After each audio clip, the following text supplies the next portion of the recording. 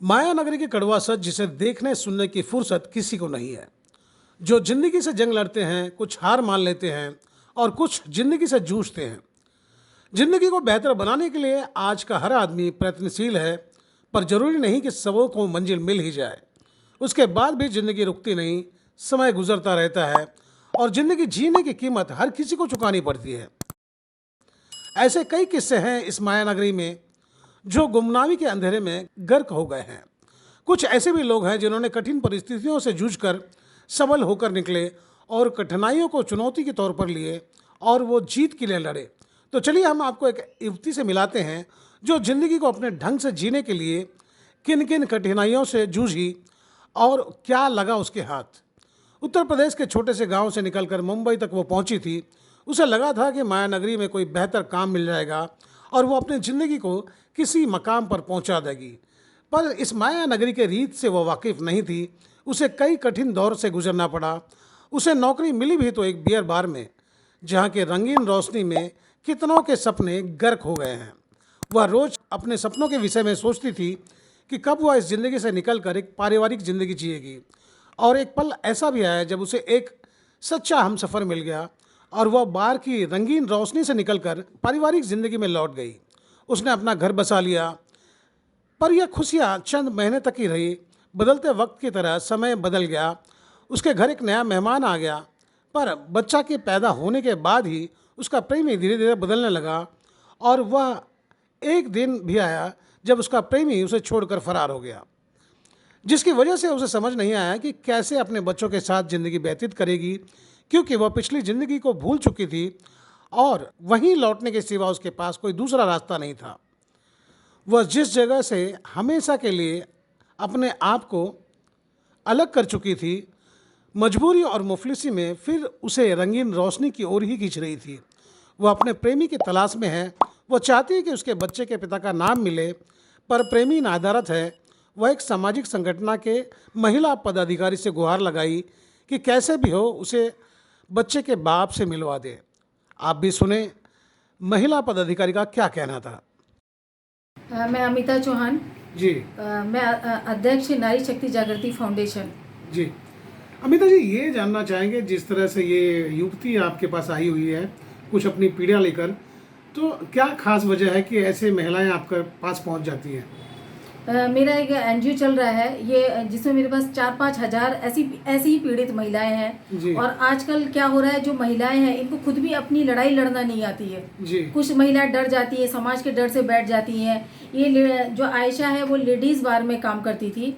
ठीक है, वो काम कर रही है, मगर उसको जो उसका अफेयर हुआ एक लड़के से, मनोज गांगुरे करके, वो नासिक में इंजीनियर है। उसके बाद उसकी एक बेटी हुई, बेटी 8 महीने की है अभी। 8 महीने की थी, अभी कितना 1 साल की होगी क्या? 1 साल के हो गया। 8वां महीना चालू था, पेट में थी तभी हुआ था। जब उसका 8 महीने जब पेट में ही थी तभी वो छोड़कर चला गया। आज उसकी बच्ची हो गई है। जब हमने उससे बात की तो बोला वो लेडीज बार में काम करती है, वो पता नहीं वो किसकी लड़की है, कितने लोग आते होंगे, कितने जाते, ये सब गलत है। और अगर उसने ये किया, उसके और भी 3-4 ऐसी लेडीज हैं उसके पास में। अगर पुरुष जो है, अगर वो ऐसा कर रहा है महिलाओं के साथ, हम उसके लिए लड़ेंगे। और मैं जो अबला लेडीज है ऐसी, उन्हीं को मैं स्टैंड करूंगी, इनके लिए लड़ूंगी और कोर्ट तक जाऊंगी और उसको न्याय दिला के रहूंगी। मैं नहीं चाहती जो उसकी लड़की है वो उसकी जगह मजबूरी में जाके लेडीज बार में काम करने लगे। उसको अपनी जिंदगी मिलना चाहिए, उसको अपना हक मिलना चाहिए। और इसके लिए हम आखिर तक लड़ाई लड़ेंगे जब तक वो सलाखों के पीछे नहीं चला जाएगा।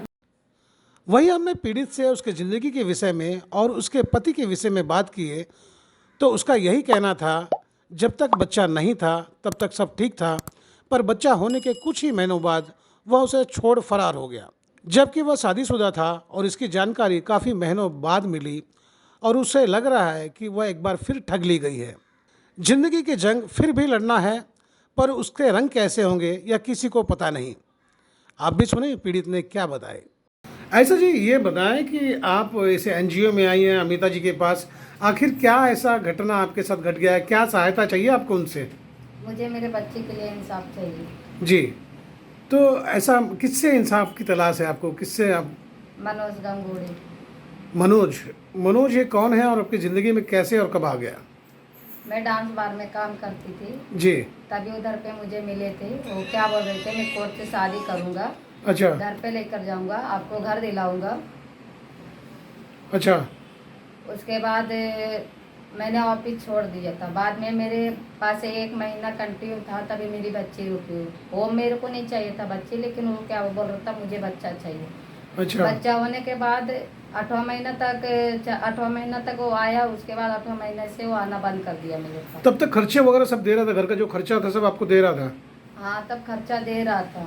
जी। बच्ची होने के बाद भी उसने खर्चा दिया, अपनी ये का खर्चा। तो अब क्या ऐसा हो गया कि बच्चा उसको चाहिए था, बच्चा हो गया और फिर बच्चा आपको हो बीच गया, मझधार में उसने छोड़ के भाग गया आपको? बच्चे को शकल भी देखने नहीं आया।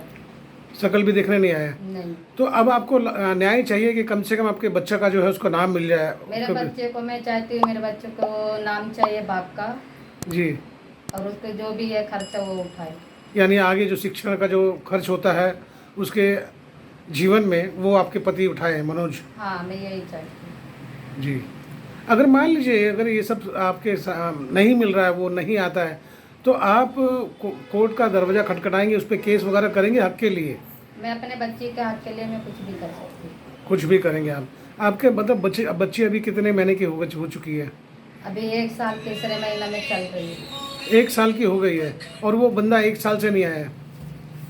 वो 8वां महीना चालू था पेट में, तभी आया, तब से नहीं आ रहा। तब से नहीं आया है? नहीं, बच्चे का शकल भी नहीं देखा। माया नगरी में अगर आप दिल के हिसाब से चलेंगे तो हर मोड़ पर आपको दिल तोड़ने वालों से ही सामना करना पड़ेगा।